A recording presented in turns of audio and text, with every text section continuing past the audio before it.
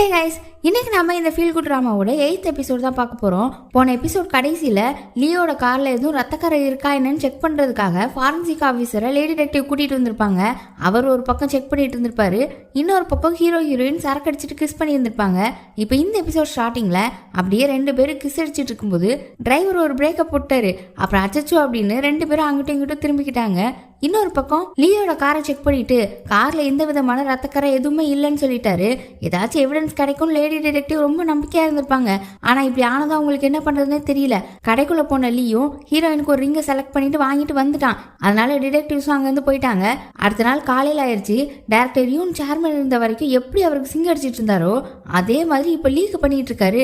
லீயை chairman ஆக்குறதுக்கு board மீட்டிங்க்கு தேதி குறிச்சிட்டாங்களாம். Gold பார்ட்னர்ஸும் leak தான் சப்போர்ட் பண்றாங்களாம், போர்ட் ஆஃப் டைரக்டர்ஸும் லீக்கு தான் சப்போர்ட் பண்றாங்களாம். அதனால நீங்க ஈஸியா சேர்மன் ஆயிடலாம், எந்த பிரச்சனையுமே இல்லைன்னு லீக் கிட்ட சொல்றாரு. இன்னொரு பக்கம் ஹீரோ அவனை ஜூனா ஒரு ட்ரெஸ் கடைக்கு கூட்டிட்டு போய் நீ ஒரு நல்ல ட்ரெஸ்ஸா செலக்ட் பண்ணிக்கோ, நம்மளோட சேர்மன் நாளைக்கு வர போறாரு, அவரை நாம பார்க்க போறோம்னு சொல்றா. ஹெர்மியாவை திவாலாக்கிட்டு அதை வேற ஒரு கம்பெனிக்கு விற்க போறாங்க.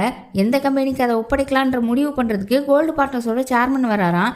அது மட்டும் இல்லாம ஹீரோ ரொம்ப நல்ல வேலை பார்த்தான்னு அவனை பிரசிடென்ட் ஆக்கணும்னு ஒரு பேச்சுவார்த்தை போயிட்டு இருக்கான். ஜூனா இது எல்லாத்தையுமே ஹீரோ கிட்ட சொல்றா.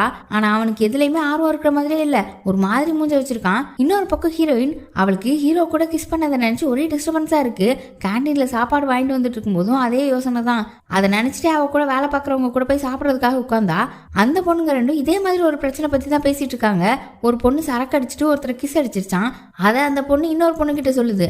அந்த ஆளு ஒரு பொம்பளை பொறுக்கி, அவர் கூட எல்லாம் பழகாத, சரக்கு அடிச்சுட்டு கிஸ் அடிச்சா அதை கண்டினியூ பண்ணணும்னு எதுவும் இருக்கா, அந்த ஆளை அப்படியே கட் பண்ணி விடுன்னு இன்னொரு பொண்ணு அவளுக்கு அட்வைஸ் பண்ணுது. இது அப்படியே நமக்கு ஹீரோயினுக்கு சொல்ற மாதிரி அவளுக்கு தோணுது. இவங்க இப்படி சாப்பிட்டுட்டு இருக்கும்போது லீ சாப்பாடு எடுத்துட்டு வந்து இவங்க டேபிள்ல உட்காரான். உடனே அந்த 2 பொண்ணுங்களும் இவங்க 2 பேரும் தனியா பேசிட்டோம் அப்படின்னு எந்திரிச்சு போயிட்டாங்க. முன்னாடி எல்லாம் ஆபீஸ்ல வச்சு இவங்க தெரிஞ்சவங்க மாதிரியே காட்டிக்க மாட்டாங்க.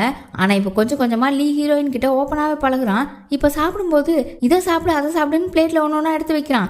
இவளுக்கா எல்லாரும் பாக்குறாங்க, என்ன இவன் இப்படி பண்ணிட்டு இருக்கான்னு ஒரு மாதிரி சங்கடமா இருக்கு. ஆனா அவன் வந்துட்டு இன்னும் 2 நாள்ல அபிஷியலா நான் சேர்மன் ஆயிடுவேன், அன்னைக்கு நைட்டு அவன் டின்னர் போலாமான்னு கூப்பிடுறான். ஆல்ரெடி ரிங்க வேற வாங்கி வச்சிருப்பானா, ப்ரப்போஸ் பண்ண போறான்னு நினைக்கிறேன். இன்னொரு பக்கம் ஹீரோ அவனுக்கு அவ சித்தப்பா இறந்ததும் நல்லா இருக்கிற கம்பெனியை எதுக்கு விற்கணும்னு யோசனையா இருக்கு. ஆனா கம்பெனியை வாங்க வரவங்களை ஹீரோ தான் அசிஸ்ட் பண்ணணுமா. ஃப்ரெண்ட் இருந்துட்டு அவங்கள ஓன் கார்லயே கூட்டிட்டு வரலான்னு பார்த்தா அது இன்னுமே ரெடி ஆகல. ஆமா அன்னைக்கு அந்த மலையில அப்படி என்னதான் ஆச்சுன்னு கேக்குறான். இதை கேட்ட உடனேவே அவனுக்கு ஹீரோயின் ஞாபகம் தான் வருது. அப்படியே நைஸா ஃப்ரெண்டு கிட்ட, டேய் இப்போ ஒரு பொண்ணு உன் மேல ரொம்ப வெறுப்பா இருக்குதுன்னு வச்சுப்போம், கொஞ்சம் சரக்கு அடிச்சதுல அந்த பொண்ணு உன்னே கிஸ் அடிச்சிருச்சு, நாளைக்கு போய் நீ அந்த பொண்ணு கிட்ட என்ன பேசுவ அப்படின்னு கேக்குறான். ஃப்ரெண்டுக்காரனுக்கு ஹீரோ சொல்றது புரியுதோ என்னவோ. உனக்கு அந்த பொண்ணை பிடிக்குமான்னு கேக்குறான். எது எனக்கா, நான் எனக்கு கேட்கலடா பொதுவா கேட்கறேன்றான். சரி சரி அந்த பையனுக்கு அந்த பொண்ணை பிடிக்குமான்னு கேக்குறான். கொஞ்சம் அப்படின்னதும் அப்போ போதையில பண்ண கிசை நினைச்சிட்டு இருந்தா வேலைக்கு ஆகாதுன்னு சொல்றான். நான் இப்ப என்ன பண்ண, இல்ல அந்த பையன் என்ன பண்ணணும்னு கேக்குறான். அதுக்கு ஒரே ஒரு வழிதான் இருக்குன்னு ஏதோ சொல்றான். ஆனா அது என்னன்னு நமக்கு இப்ப காட்டல, பின்னால காட்டுவாங்க. இன்னொரு பக்கம் ஹீரோயின் அவளை பாக்குறதுக்காக பாய் ஃப்ரெண்டோட அப்பா வந்திருக்காரு. கூடவே ஃபேக்டரியில் வேலை பார்க்குற இன்னொருத்தரும் வந்திருக்காரு. 2 ஃபைலை கொடுத்து இதை ஹீரோ கிட்ட காட்ட முடியுமான்னு கேட்குறாரு. என்ன விஷயம்னு கேட்கும்போது இன்னும் 1 மாசத்துக்குள்ள ஃபேக்டரியில் வேலை பார்க்குறவங்களெல்லாம் வேலையை விட்டு அனுப்ப போறாங்களாம். அன்னைக்கு லீக்கிட்டையும் போய் பேசினாங்கல்ல, ஆனால் இப்போ போர்ட் மெம்பர்ஸ் கிட்ட பவர் இல்லை, கோல்டு பார்ட்னர்ஸில் உள்ளவங்க கிட்ட தான் பேசி ஆகணும்னு ஹீரோ கிட்ட பேசலான்னு பார்க்குறாங்க. பேசலாம்னா சும்மா இல்லை, இவங்க ஹெர்மியாவோட ரிசர்ச் டீம் கூட சேர்ந்து புதுசாக ஒரு ப்ராடக்டை இன்ட்ரடியூஸ் பண்ணலாமான்னு பார்க்குறாங்க. அதை வச்சு கண்டிப்பாக இந்த கம்பெனியை காப்பாற்றலான்னு ரொம்ப கான்ஃபிடென்ட்டாக சொல்கிறாங்க. அதை தான் ரிப்போர்ட்ஸாக அந்த ஃபைலில் இருக்குது. ஆனால் என்ன பண்ணுறது, இந்த கம்பெனியை நடத்துறதை விட இப்போ அதை விற்றா தான் லாபம் கிடைக்கும், அதனால இது எதுவுமே பிரயோஜனம் இல்லைன்னு ஹீரோயின் சொல்லும்போது, இது ஹீரோவோட அப்பா உருவாக்குன கம்பெனி தானே, அதனால தான் நாங்கள் அவர்கிட்ட பேச சொல்கிறோம், அவருக்கு இந்த கம்பெனி மேலே ஒரு பிடிப்பு இருக்கும் தானே, ஒரு வாட்டி ட்ரை பண்ணி பாரு அப்படின்னு சொல்கிறாரு. அவளும் சரின்னு சொல்லிட்டு அந்த ஃபைலை வாங்கிட்டு ஹீரோவை போய் பார்க்கலான்னா அவன் வீட்டு முன்னாடி போய் நிற்கிறா. நேற்று நடந்ததை நினச்சி வேற எப்படி பேசுறது எப்படி ஆரம்பிக்கிறதுன்னு தெரியாம வாசல்லே நின்றுட்டு இருக்கா. பார்த்தா அவன் பின்னால வந்து காது கிட்ட இங்க என்ன பண்ணிட்டு இருக்குன்னு கேக்குறான். அவ டக்குன்னு பயந்துட்டா. பயந்து கீழே விழ போற மாதிரி போக இவன் பிடிச்சிட்டான். நீ இங்க என்ன பண்ணிட்டு இருக்க, என்ன விஷயம்னு கேட்கும்போது உங்ககிட்ட நான் ஒன்னு சொல்லணும், அதுக்காக தான் வந்திருக்கேன்னு சொல்ல, நேற்று நடந்ததை பத்தி தான் பேச போறான்னு ஹீரோ நினைச்சிட்டு அப்போதைய ஃப்ரெண்டு ஒரே ஒரு வழிதான் இருக்குன்னு சொல்லியிருப்பானா. அது என்ன சொன்னான்னு யோசிச்சு பாக்குறான். நமக்கும் காட்டுறாங்க. நேற்று நமக்குள்ள ஏதாவது நடந்துச்சா, நீ ஓகேவான்னு எதுவும் நடக்காத மாதிரி பேசணுமா. ஹீரோ உடனே அப்படி கேட்டா நான் கெட்ட பையன் மாதிரி தெரிய மாட்டேனா அப்படின்னும் போது பொண்ணுங்களுக்கு கெட்ட பசங்களை தான் பிடிக்கும்னு சொல்றான். டேய் நான் ஏற்கனவே கெட்ட பையன் தான்டா, அப்புறம் ஏன் எந்த பொண்ணுங்களுக்குமே எனக்கு பிடிக்கலன்னு போது கெட்ட பசங்களுக்கும் பைத்தியக்கார பசங்களுக்கும் வித்தியாசம் இருக்குடான்னு சொல்லி சிரிச்சிருந்திருப்பான். இதை யோசிச்சு பார்த்துட்டு சரி கெத்த மெயின்டைன் பண்ணுவோன்னு நானும் உன்கிட்ட ஒன்று சொல்லணும் உள்ளவான்னு சொல்லிட்டு முன்னால போறான். இவளுக்கு எப்படி பேசணும் ஒரே பதட்டமா இருக்கு. பாய் ஃப்ரெண்டோட அப்பா கொடுத்த ஃபைலை டேபிள்ல வச்சுட்டு இதுல ஒரு புது ப்ராடக்ட் பத்தின இன்ஃபர்மேஷன்லாம் இருக்கு. ஃபேக்டரியில உள்ளவங்களும் ஹெர்மியா ரிசர்ச் டீம்ல உள்ளவங்களும் சேர்ந்து ரெடி பண்ணிருக்காங்க. ஒரே ஒரு வாய்ப்பு மட்டும் கொடுங்க. இந்த ரிப்போர்ட்டை பார்த்தா பொட்டன்ஷியல் இருக்கிற மாதிரி தான் தெரியுது. உங்க அப்பா உருவாக்குன கம்பெனி தானே, கொஞ்சம் யோசிங்கன்னு பேசிட்டே இருக்கும்போது ஒரு நிமிஷம் இரு, பிசினஸ் பத்தி பேசுறதுக்காக தான் வந்தியா? நேத்து நடந்த விஷயத்துக்கு அப்புறம் இப்பதானே நீ என்ன பாக்குற, அதை பத்தி எதுவும் உனக்கு பேசணும்னு தோணலையான்னு கேக்குறான். நாம அதை பத்தி பேசாம இருக்கிறதா நல்லது, அது ஏதோ தவறுதெல்லாம் நடந்துருச்சுன்னு சொல்றா. அவனுக்கு கோபமா வருது. அப்ப போதையில தான் நீ அப்படி பண்ணன்னு சொல்றியா? ஆனா எனக்கு அப்படி இல்லை, நான் சின்சியரா தான் இருக்கேன். அந்த விஷயம் நடந்ததுல இருந்து நான் உன்னை ரொம்ப மிஸ் பண்றேன்னு சொல்றான். அவ உங்களுக்கு சங்கடமா இருக்கும் தான் நான் அதை பத்தி பேசலன்னு சொல்ல வரும்போது நிறுத்து, நீ பிசினஸ்க்காக பேச வந்தனா நானும் அப்படியே பேசுறேன், ஒழுங்கா அந்த ஃபைல் எடுத்துட்டு கிளம்பு. இப்படி என்கிட்ட வந்து அமைதியா உட்காந்து பேசுனா நான் மாறிடுவேன்னு நினைக்கிறேன்னு கேட்குறான். ஆமா நீங்க மாறுவீங்க, உங்ககிட்ட நான் இந்த மாற்றத்தை பாக்குறேன்னு சொல்றா. வாயை மூடு, நான் எப்படி இருக்கணும்னு நினைக்கிறேனோ அப்படிதான் இருப்பேன், என்னால மாறலாம் முடியாது, இதுக்கு மேல இதை பத்தி என்கிட்ட பேசாதன்னு கத்திட்டு அங்கிருந்து போக பாக்குறான். அவ எந்திரிச்சு நான் உங்களுக்கு உதவி பண்றேன், நீங்க மாறுறதுக்கும் மாறும்போது நடக்கிற கஷ்டங்களை சமாளிக்கிறதுக்கும் நான் உங்க கூட இருக்கேன், நிஜமா தான் சொல்றேன் அப்படின்னு சொல்லிட்டு அவனையே பாக்குறா. அடுத்து அவன் என்ன சொன்னான்லாம் காட்டல. இன்னொரு பக்கம் லீயை காட்டுறாங்க. அவன் டைரக்டர் யூன் கிட்ட நாளைக்கு கோல்டு பார்ட்னர்ஸோட சேர்மன் வராருன்னு சொல்றான். ஃபேக்டரியில ஸ்ட்ரைக் நடந்துட்டு இருக்கான். கோல்டு பார்ட்னரோட சேர்மன் ஹெர்மியாவை வாங்க வர கம்பெனி ஆளுங்களோட ஃபேக்டரிக்கு தான் வரப்போறாராம். அவர் அங்க வரும்போது ஸ்ட்ரைக் நடந்துட்டு இருந்துச்சுன்னா பேரம் பேசுறதுல பிரச்சனை வரும், அதனால நிலைமையை நாம தான் சரிப்படுத்தணும்னு சொல்றான். டைரக்டர் யூன் யோசிக்கும் போது நாம ஏதாவது பண்ணாலும் கோல்டு பார்ட்னர்ஸோ இல்லை ஹீரோவோ பண்ணாதான் அவங்க மேலே பழி விழும், நீங்கள் எதுவும் பயப்படாதீங்க. அது மட்டும் இல்லாமல் எவ்வளோ சுலபமாக ஹெர்மியாவை விற்கிறதுக்கு நம்ம கோல்டு பார்ட்னர்ஸ்க்கு ஹெல்ப் பண்ணுறோமோ அதை வச்சு தான் எந்தெந்த டேரக்டர்ஸ்லாம் திரும்ப அதே பதவியில் வைக்கணுங்கிற முடிவு அவங்க எடுப்பாங்க அப்படின்னு சொன்னதும் டேரக்டர் யூனும் அப்படியே சரி சரி அப்படின்னு சொல்லிட்டு போகிறாரு. அடுத்த நாள் ஆகுது. ஃபேக்ட்ரியில் எல்லாரும் ஸ்ட்ரைக் பண்ணிட்டு இருக்காங்க. இன்னொரு பக்கம் ஹீரோ அவன் காலையில் ஆஃபீஸ் கிளம்பிட்டு ஃபோனை எடுக்கலான்னு போகிறான். நேற்று ஹீரோயின் கொண்டு வந்த ஃபைலை அங்கேயே வச்சுட்டு போயிருந்திருக்கா. அதை பார்த்ததும் ஒரு விஷயத்தை யோசிச்சு பார்க்குறான். நேற்று நான் உங்களுக்கு ஹெல்ப் பண்ணுறேன், உங்க கூடவே இருப்பேன் அப்படின்னு சொல்லியிருந்திருப்பாளா. அதுக்கு இவன் நீ என்ன பார்த்துப்பியான்னு போது ஆமாம் நீங்கள் சாவோட விளிம்புலேருந்து தப்பிச்சு வந்த ஆளு, கடவுள் உங்களுக்கு இன்னொரு வாய்ப்பு கொடுத்துருக்காருன்னா நீங்கள் நல்ல ஒரு வாழ்க்கையாக வாழணும். உங்களோட பழி வாங்குற எண்ணத்தில் பாதிக்கப்பட்டது சேர்மன் கிடையாது, அப்பாவி ஒர்க்கர்ஸ் தான். அதோடு சேர்ந்து உங்கள் அப்பாவோட கனவு அழிஞ்சிருச்சு. இந்த மாதிரி மோசமான விஷயத்தெல்லாம் உங்கள் அப்பா முன்னாடி பண்ணாதீங்கன்னு சொல்லியிருப்பா. அதெல்லாம் யோசிச்சு பார்த்துட்டு அவள் வச்சுட்டு போன ஃபைலை பார்த்துட்டு நிற்கிறான். அதை எடுத்து பார்த்தானே என்னெல்லாம் தெரியல. அப்புறம் அவளுக்கே கால் பண்ணி கூப்பிட்டு இருந்திருப்பான் போல. அவள் வேகமாக வீட்டுக்கு வரா. அவன் ஆஃபீஸ் போகிறதுக்கு காரில் உட்காந்துட்டு இருக்கான். ஃப்ரெண்டு காரை தொடச்சிட்டு இருக்கான். அவள் வந்ததும் ஒரு 2 அக்கௌண்ட்ஸ் புக்கு ஃபேக்ட்ரியில் மாட்டிக்கிச்சு, அதை போய் எடுத்துட்டு வான்னு சொல்கிறான். ஆக்சுவலாக இந்த வேலையை ஃப்ரெண்டு தான் பார்க்க வேண்டியது போல. இன்னைக்கு கோல்டு பார்ட்னர்ஸோட சேர்மன் வரதுனால ஃப்ரெண்டால் அங்கே போக முடியாதுன்னு ஹீரோயினை போக சொல்கிறாங்க. அவளும் சரின்னு சொல்லிட்டு நான் அந்த ஃபைலை வச்சுட்டு போனேனே பார்த்தீங்களான்னு கேட்குறா. ஃபைலை வச்சுட்டு போனால் நான் எடுத்து பார்ப்பேன்னு நினச்சியா, இந்தா புடி அப்படின்னு அந்த 2 ஃபைலையும் கொடுத்துட்டு ஃபேக்ட்ரிக்கு தானே போகிற, அவங்க கிட்ட திரும்ப கொடுத்துரு, நான் கேட்ட அக்கௌண்ட் புக்கு 3 மணிக்குள்ளே வந்தாகணும்னு சொல்லிட்டு காரில் கிளம்பிட்டான். இவ ஒரு டாக்ஸியை பிடிச்சி ஃபேக்ட்ரிக்கு போயிட்டு இருக்கா. பாய் ஃப்ரெண்டோட அப்பாவுக்கு கால் பண்ணி நான் இப்போ ஃபேக்ட்ரிக்கு தான் வந்துட்டு இருக்கேன்னு சொல்ல இவ டல்லா பேசுறத வச்சே காரியம் எதுவும் நடக்கலன்னு அவருக்கு புரிஞ்சிருச்சு. சரி பரவாயில்ல விடுமா, ஒரு வாட்டி ட்ரை பண்ணணும்னு இருந்தோம், இதுக்கு மேலே நாம் என்ன பண்ண முடியும், சரி நீ வரும்போது நம்ம ஒன்றா சாப்பிடலாம் அப்படின்னு பேசிட்டு அவரும் காலை கட் பண்ணுறாரு. இன்னொரு பக்கம் லீ கோல்டு பார்ட்னரோட சேர்மன் ஃபேக்ட்ரிக்கு வரும்போது அங்கே எந்த பிரச்சனையும் இல்லாமல் இருக்கணும்னு டேரக்டர் யூன் கிட்ட சொல்லியிருந்தானா. அவர் அடியாளுங்களை அரேஞ்ச் பண்ணிட்டாராம். சேர்மன் போகிறதுக்கு முன்னால் அங்கே எல்லாமே சரியாயிட்டுன்னு சொல்கிறாரு. இன்னொரு பக்கம் ஹீரா ஜூனா எல்லாருமே கோல்டு பார்ட்னரோட சேர்மனை ரிசீவ் பண்ணுறதுக்காக கிளம்ப போகிறாங்க. அப்போ ஹீரோ சேர்மன் கொரியாவில் என்னென்ன பண்ண போகிறாரு, அவரோட ஷெடியூல் என்னன்னு விசாரிக்கிறான். அப்போ தான் ஜூனா இன்னைக்கு வந்ததுமே அவர் ஹெர்மியாவை வாங்க போகிற கம்பெனி ஆளுங்க கூட ஃபேக்ட்ரியை பார்க்க போகிறாருன்னு சொல்கிறா. எது இன்னைக்கா, நாளைக்கு தானே அங்கே போக போகிறாரு, இன்னைக்கு வேற அங்கே ஸ்ட்ரைக் நடந்துட்டு இருக்கேன்னு சொல்லும்போது ஸ்ட்ரைக்லாம் ஒன்றும் பிரச்சனை இல்லை, லீ அடியாளுங்களை ரெடி பண்ணிட்டான், இந்நேரத்துக்கு அவங்க வேலையை ஆரம்பிச்சிருப்பாங்க அப்படின்னு சொல்ல ஐயோ ஹீரோயினை ரெக்கார்ட் புக் எடுக்கிறதுக்காக அங்கே தானே அனுப்பணும்னு ஞாபகம் வருது. உடனே அங்கேருந்து ஓடுறான். அங்கே அவள் ஃபேக்ட்ரிக்கு போய் ஸ்ட்ரைக் பண்ணிட்டு இருக்கிறவங்களுக்குலாம் டீ காஃபி ஜூஸ்ன்னு கொடுத்துட்டு இருக்கா. அங்கே உள்ளவங்க எல்லாருமே இவளுக்கு தெரிஞ்சவங்க தான், சின்ன வயசுல இருந்து இங்கே தானே வளர்ந்தேன்னு சொன்னா. அதனால உங்கள் பையன் என்ன காலேஜில் படிக்கிறான், உங்கள் பொண்ணு இப்போ எங்கே இருக்கிறான்னு ஒவ்வொருத்தருக்கிட்டே சிரிச்சு பேசிட்டு சர்வ் பண்ணிகிட்டே இருக்கா. அங்கே ஹீரோ செம்ம ஸ்பீடாக ஃபேக்ட்ரிக்கு தான் வந்துட்டு இருக்கான். வர வழியில் இவளுக்கு கால் பண்ணிகிட்டே தான் வரான். ஆனால் இவன் ஃபோனை பேக்கில் வச்சுட்டு பேக்கை ஒரு ஓரமாக வச்சுட்டு எல்லாருக்கிட்டே பேசிகிட்டு இருக்கா. அப்போ அங்கே 2 பஸ் ஃபுல்லாக அடியாளுங்க இறங்குறாங்க. ஆளாளுக்கு கையில் ஒரு கட்டையை வச்சுட்டு ஸ்ட்ரைக் பண்ணுற எல்லாரையுமே அடி வெளுக்கிறானுங்க. பாய் ஃப்ரெண்டோட அப்பாவுக்கும் அடி விழுது. ஐயோன்னு ஹீரோயின் போய் அவரை பிடிக்க அந்நேரம் கரெக்டாக ஹீரோவும் காரில் வந்து இறங்குறான். விறுவிறுன்னு ஓடி வந்தா இவன் கண்ணு முன்னாடியே ஒருத்தன் கட்டையை வச்சு ஹீரோயின் தலையிலே அடிச்சிட்டான். அப்படியே அப்படியே அங்கே கட் பண்ணிட்டாங்க. இப்போ நைட் ஆயிடுச்சு. ஹீரோயினை ஹாஸ்பிட்டலில் சேர்த்துருக்கான். தலையில் பெரிய கட்டா போட்டிருக்காங்க. ஆனால் ரொம்ப எதுவும் பிரச்சனை ஆகலை. இன்னும் 2-3 நாளைக்கு ஒரு மாதிரி தலை சுற்றுற மாதிரி இருக்குமா, லைட்டாக தலைவலியும் வரும், அவ்வளோதான் அப்படின்னு டாக்டர் சொல்லியிருக்காங்க. ஃப்ரெண்டு வந்து அவளை விட நீ தாண்டா ரொம்ப டல்லாக இருக்க, உனக்கு எதுவும் ஆகிட போகுது, கொஞ்ச நேரம் வெளியே இருந்துட்டு வான்னு அனுப்புகிறான். ஹீரோவும் சரி நீ இவளை பார்த்துக்கோ அப்படின்னா அந்த ரூமை விட்டு வெளியில் போனால் அங்கே தான் அடிப்பட்ட ஒர்க்கர்ஸ் எல்லாருமே அட்மிட் பண்ணியிருக்காங்க. எக்கச்சக்க பேருக்கு சம்மாடி தலையில் கையில் காலில்னு கட்டு போட்டிருக்காங்க. இவனை பார்த்ததும் இவன் தான் எல்லாத்துக்கும் காரணம்னு சொல்லிட்டு நீ எதுக்குடா இங்கே வந்திருக்க, பாரு எவ்வளோ பேர் அடிபட்டு கிடக்குறாங்க, இப்போ உனக்கு நிம்மதியாக இருக்கான்னு சொல்லிட்டு அடிக்கிறதுக்கு போகிறாங்க. சத்தம் கேட்டு ஃப்ரெண்டு தான் வந்து அவங்க எல்லாரையும் பிடிச்சி நிறுத்துறான். இந்த ஹீரோ சும்மா இருக்காம யார் உங்களெல்லாம் இப்படி ஸ்ட்ரைக் பண்ண சொன்னது, உங்களுக்குன்னு இந்த கம்பெனி அவ்வளோ முக்கியமானு கத்துறான். அப்போ ஹீரோயின் பாய் ஃப்ரெண்டோட அப்பா வந்து நீங்கள் எங்களை மனுஷங்களாக நடத்தினா நாங்கள் எதுக்கு இப்படிலாம் பண்ண போகிறோம், உங்களுக்குலாம் கொஞ்சமாவது மனசாட்சி இருக்கான்னு கேட்குறாரு. இவர்கிட்டையும் நீங்கள் இப்படிலாம் பண்ணால் மட்டும் உங்களை மனுஷங்களா பார்ப்பாங்களா, என்ன பண்ணாலும் நீங்களாம் ஒரு ஈக்கு சமன்னு ஓவராக பேச ஆரம்பிக்கிறான். இவருக்கு கோவம் வந்துருச்சு. அவனை அடிக்க எகிரிட்டு இருக்க ஒர்க்கர்ஸ் கிட்டையும் புரிஞ்சுதான்னு கத்துறான். நீ எங்களை மனுஷங்களா பார்க்கலனா நாங்கள் உன்னை மிருகமாக தான் பார்ப்போம் அப்படின்னு சொல்லிட்டு அடிக்கிறதுக்கு வராங்க. அந்நேரம் நிறுத்துங்கன்னு ஹீரோயினோட சவுண்டு. அவள் வந்து இன்னைக்கு நடந்தது இவர் பண்ணலை, அப்படி பண்ணியிருந்தா எதுக்கு இவரே இங்கே வந்து நிற்க போறாரு, கொஞ்சம் யோசிச்சு பாருங்க, நான் இவருக்காக தான் வேலை பார்க்குறேன், எனக்கு இவரை பற்றி நல்லா தெரியும், இன்னைக்கு நடந்தது இவரால் கிடையாது, புரிஞ்சுக்கோங்கன்னு சொல்றா. எல்லாரும் அமைதியாயிட்டாங்க. அங்கே கோல்டு பார்ட்னரோட சேர்மன் வந்துட்டாரு. அவரை ஜூனா லீ எல்லாரும் ரிசீவ் பண்ணி ஒன்னா ஒரு ரெஸ்டாரண்ட்ல உட்காந்து சாப்பிட்டுட்டு இருக்காங்க. இங்கே ஹீரோயின் கிட்ட அது எப்படி இந்த விஷயத்த நான் பண்ணலன்னு சொல்கிறேன்னு கேட்குறான். நீங்கள் அடியாளுங்களை ரெடி பண்ணியிருந்தா என்ன எப்படி அந்த இடத்துக்கு அனுப்பியிருப்பீங்க, எனக்கு ஆபத்து வரும்னு தெரிஞ்சிருந்தா அங்கே அனுப்பியிருக்க மாட்டீங்க, நான் உங்களை பார்த்துக்கிறேன்னு சொன்னேன், ஆனால் நீங்கள் இன்னைக்கு என்ன காப்பாற்றுறதுக்காக வந்து நிற்கிறீங்கன்னு அவனை பார்த்து சிரிக்கிறா. அவன் நான் ஏன் தான் இப்படி ஆயிட்டேன்னு தெரியல, நீ என்னோட வாழ்க்கையே கெடுக்கிற, நான் என்ன தான் பண்ண போகிறேன்னு குழம்பிட்டு அங்கேருந்து வெளியே போகிறான். அடிப்பட்ட ஒர்க்கர்ஸ் அவங்களோட குடும்பத்தெல்லாம் பார்க்குறான். அப்புறம் ஃபேக்ட்ரிக்கும் போகிறான். அங்கே நடந்த கலவரத்தில் அந்த இடமே ஒரே குப்பையாக கிடக்குது. அதையும் ஒர்க்கர்ஸே சேர்ந்து க்ளீன் பண்ணுறாங்க. அதையும் நின்று பார்க்குறான். இப்போ அடுத்த நாள் ஆகுது. காலையிலேயே ஜூனா வந்து உனக்கு என்ன பைத்தியமா, நேற்று உனக்கு எவ்வளோ முக்கியமான நாள், உனக்கு உடம்பு சரியில்லைன்னு சேர்மன் கிட்ட சொல்லி சமாளிச்சிருக்கேன், நீயும் அதையே சொல்லு, இன்னைக்கு அவர் ஃபேக்ட்ரியை போய் பார்க்க போறாரு, ஒழுங்கா நீயும் ஹெர்மியாவை வாங்க வரவங்க கூட போன்னு சொல்றா.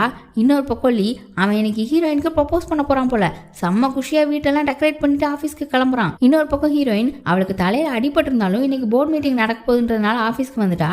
அப்பா அவ கூட வேலை பார்க்குறவங்க நேற்று அடியாளுங்களை ஏவி விட்டது டைரக்டர் யூன் தான் பேசிக்கிறாங்க. அது மட்டும் இல்லை, டைரக்டர் யூன் என்ன இதை தனியாவா பண்ணியிருப்பாரு, லியும் சேர்ந்து தான் பண்ணியிருப்பாரு, எல்லா டைரக்டர்ஸுமே பதவிக்காக கோல்டு பார்ட்னர்ஸ் பக்கம் போயிட்டாங்கன்னு பேசிட்டு இருக்காங்க. இதை கேட்ட ஹீரோயின் லீ இவ்வளோ மோசமாலாம் பண்ணுவானான்னு ஷாக் ஆகுறா. அங்கே லீ ஆஃபீஸ் வந்துட்டான். டைரக்டர் யூன் வந்து அடியாளுங்கெல்லாம் எல்லா விஷயத்தையும் நல்லபடியாக பண்ணிட்டாங்க, கொஞ்சம் ஒர்க்கர்ஸ்க்கு பலத்த காயம்தான், ஆனாலும் அதெல்லாம் தவிர்க்க முடியாதது, அப்படியே நம்ம செக்ரட்டரிக்கும் அடிபட்டுருச்சுன்னு சொல்றாரு. ஹீரோயினுக்கு அடிபட்டுருச்சுன்னு உடனே லீக்கு தாங்க முடியல. உடனே அவளுக்கு கால் பண்ணிக்கிட்டே அவளை தேடி போறான். அவ எதிர்த்தாப்புல தான் வரா. அவ மூஞ்சிலேயே அவ்வளோ கோவம் ஏமாற்றம். அவ தலையில கட்டு போட்டிருக்கிறத லீ பார்த்துட்டு டாக்டர் என்ன சொன்னாங்கன்னு கேட்குறான். எனக்கு எப்படி அடிபட்டுச்சுன்னு கேட்க மாட்டேன்னு சொல்லிட்டு கோவமா பாக்குறா. இன்னொரு பக்கம் ஹீரோ இவனை ஜூனா கோல்டு பார்ட்னர்ஸோட சேர்மனை தானே போய் பார்க்க சொன்னா, ஆனா இவன் டாக்டரை போய் பார்க்குறான். அவர்கிட்ட இன்னைக்கு எனக்கு ரொம்ப முக்கியமான நாள், நான் ஒரு முக்கியமான டெசிஷன் எடுக்கணும், ஆனா எனக்கு ரொம்ப குழப்பமா இருக்கு, நான் ஒன்று செய்யணும்னு நினைச்சா என்னோட மனசு வேற ஒன்று செய்ய சொல்லுது, ஃபர்ஸ்ட் எனக்கு இது கடுப்பா இருந்தாலும் போக போக நான் ஒரு நல்ல மனுஷன் ஆகணும்னு தோணிட்டே இருக்கு, நான் என்னதான் பண்றதுன்னு கேட்குறான். அதுக்கு டாக்டர் நான் டாக்டராக இருந்தாலும் எனக்கு கடவுள் நம்பிக்கை அதிகம், உனக்கு இந்த இதயம் கிடைச்சது கடவுளோட திட்டமாக தான் இருக்கும்னு நான் நினைக்கிறேன், உன்னோட பழி வாங்குற பாடெல்லாம் முடிஞ்சிருச்சு, இது உன்னோட இதயம் உன்னோட வாழ்க்கை, நீ எப்படி வாழணுன்றதை நீ தான் முடிவு பண்ணணும்னு சொல்றாரு. இன்னொரு பக்கம் ஹீரோயின் லீ கிட்ட நான் உன்னை பற்றி நிறைய விஷயங்கள் கேள்விப்பட்டேன், அதெல்லாம் உண்மையாக இருக்கக்கூடாதுன்னு நினைக்கிறேன்னு சொல்கிறா.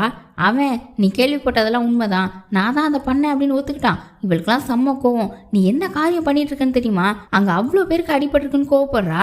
அவன் இந்த விஷயத்த நான் பண்ணலனாலும் வேற யாராவது பண்ணியிருப்பாங்க, ஒர்க்கர்ஸ் எல்லாரும் எவ்வளோ சீக்கிரம் இதை கைவிடுறாங்களோ அவங்களுக்கு அவ்வளோ நல்லது, இந்த கம்பெனி அவ்வளோதான் முடிஞ்சுது, வேற ஒருத்தர் கைக்கு தான் போக போகுது, ஒர்க்கர்ஸ் இதை ஏற்றுக்கிட்டு வேற பொழப்ப பார்க்க போகணும், ஆனால் அவங்க ஒத்துக்கவே மாட்டேங்கிறாங்கன்றான். அப்போ அவங்கள ஒத்துக்க வைக்கிறதுக்கு தான் இப்படி பண்ணுறியா, உன்னை பார்த்தா எனக்கு பயமா இருக்கு, நான் நினச்சிட்டு இருந்த நீ கிடையாது அப்படின்னு சொல்லிட்டு கோவமா போயிட்டா. இன்னொரு பக்கம் ஹீரோ கோல்டு பார்ட்னர்ஸோட சேர்மன் கூட லஞ்ச் சாப்பிட்றதுக்காக ஃப்ரெண்டு கூட கார்ல போயிட்டு இருக்கான். அவனுக்கு ஒரே குழப்பமா இருக்கு. உங்களுக்கு வாழ்றதுக்கு இன்னொரு வாய்ப்பு கிடைச்சா நீங்க அதே மாதிரி தான் இருக்க போறீங்களான்னு ஹீரோயின் சொன்னதும், இது உன்னோட வாழ்க்கை நீ தான் முடிவு எடுக்கணும்னு டாக்டர் சொன்னதும் திரும்ப திரும்ப மனசுக்குள்ள ஓடிட்டே இருக்கு. உடனே டேய் வண்டியை திருப்பிடான்னு ஃப்ரெண்டு கிட்ட சொல்றான். சேர்மன் கூட லஞ்சுக்கு வரணும்னு சொல்லியிருக்கோம் போது அதெல்லாம் ஒன்றும் வேண்டாம் வண்டியை திருப்புன்னு சொல்லிட்டான். அங்க போர்ட் மீட்டிங்க்கு எல்லாரும் போயிட்டு இருக்காங்க. இவன் ஹலோ அப்படின்னு அங்கே போய் நிற்கிறான். இவன் வந்தாலே பிரச்சனை தானேன்னு டேரக்டரையும் அவன்கிட்ட உங்களுக்கு சேர்மன் கூட லஞ்ச் இருக்குல்ல, நீங்கள் என்ன இங்கே அப்படின்னு கேட்குறாரு. இன்னைக்கு போர்ட் மீட்டிங் நடக்குதுல்ல, அது எவ்வளோ முக்கியம், நானும் என்னோட ஓட்டை போடுறதுக்காக வந்திருக்கேன்னு சொல்கிறான். லீ முறைச்சிட்டு இப்போ என்ன பண்ண ட்ரை பண்ணிட்டு இருக்கீங்கன்னும் போது உள்ளே போவோம் எல்லாம் தெரிய வரும்னு சொல்லிட்டு மீட்டிங் நடக்கிற ரூம்குள்ளே போகிறான். உள்ளே எல்லாத்தையும் அரேஞ்ச் பண்ணி வச்சுட்டு ஹீரோயின் நின்றுட்டு இருக்கா. இவனை பார்த்த ஷாக்காக நான் எங்கே உட்காரணும், எனக்கு எந்த பிளேஸ்னு அவளை பார்த்து சிரிச்சுட்டே உள்ள வரான். இப்போ எல்லாரும் வந்துட்டாங்க, மீட்டிங் ஆரம்பிச்சிருச்சு. இன்னைக்கு மீட்டிங் கூடதுக்கு முக்கியமான காரணம் லீயை சேர்மன் ஆக்கணுன்றது தானே.